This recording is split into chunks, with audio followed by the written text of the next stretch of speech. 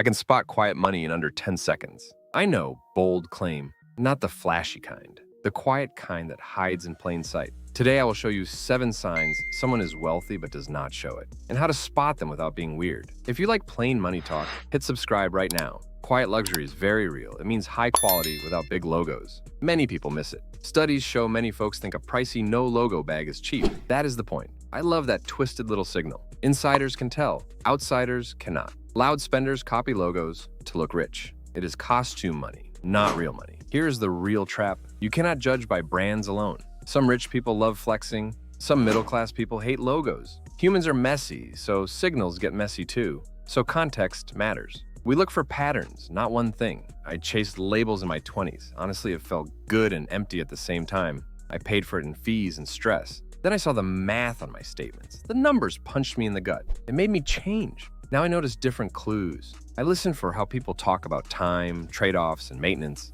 I watch how they handle small frictions like returns or repairs. I notice if quality shows up in boring places like socks and zippers. Want the 7 quiet signs without the awkward guessing? Good. The first 3 signs live in small, daily choices. They hide in routines you barely notice. Blink and you miss them. Lean in with me and you will start spotting them too.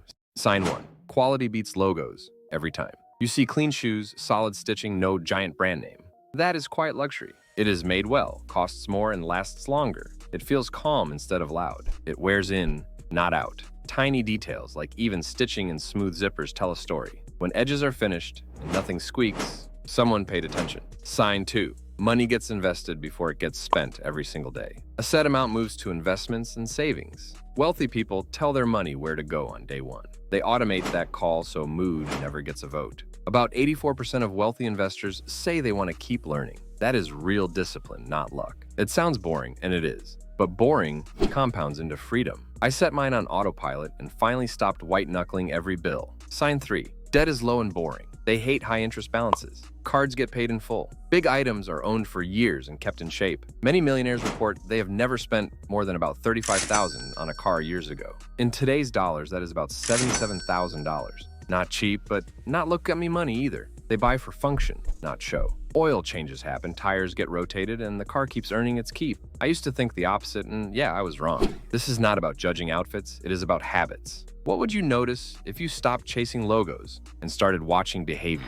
Next, we go past shopping and into how quiet money makes big choices. That is where the signals shift from fabric and leather to time and risk. Sign 4. Patience shows up everywhere. They wait, run the math, and let urges cool. Big buys get a total price check. They walk when it feels off. They think in total cost, like gas, repairs, and time.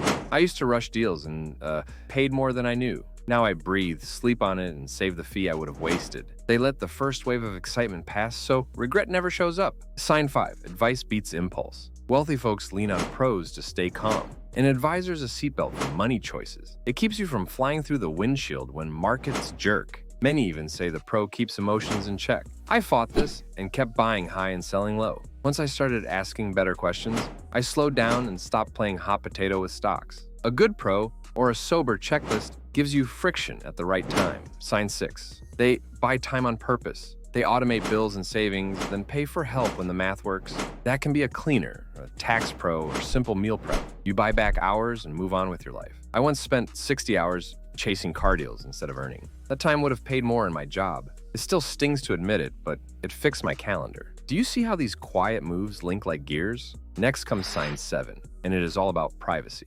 Sign 7. Privacy is the real tell. Quiet money does not brag. They do not post pay stubs or argue salaries online. They change the subject when money talk gets nosy. They handle big things in private spaces like with a trusted advisor. They may have quiet access and keep it low-key. It looks like using a backdoor entrance and saying nothing about it later. It sounds like a gentle laugh and a quick pivot when someone pries. Here is a script you can use. When someone asks what you make, say, I keep money talk private, but I am happy to share how I budget. You protect the boundary and still stay generous with something useful. Net worth means what you own minus what you owe. High net worth beats high income because income can stop. I learned that the hard way when a bonus vanished one year, but yes, this is not perfect. Some rich folks flaunt and some broke folks rent the look. That is why we spot patterns, not outfits. My rule is simple and it keeps me sane. Wealth is what you keep, not what you post. That line calms my brain when the feed gets loud. If this helped, hit subscribe, watch my next episode, on cutting fees, and share with one friend tonight right now.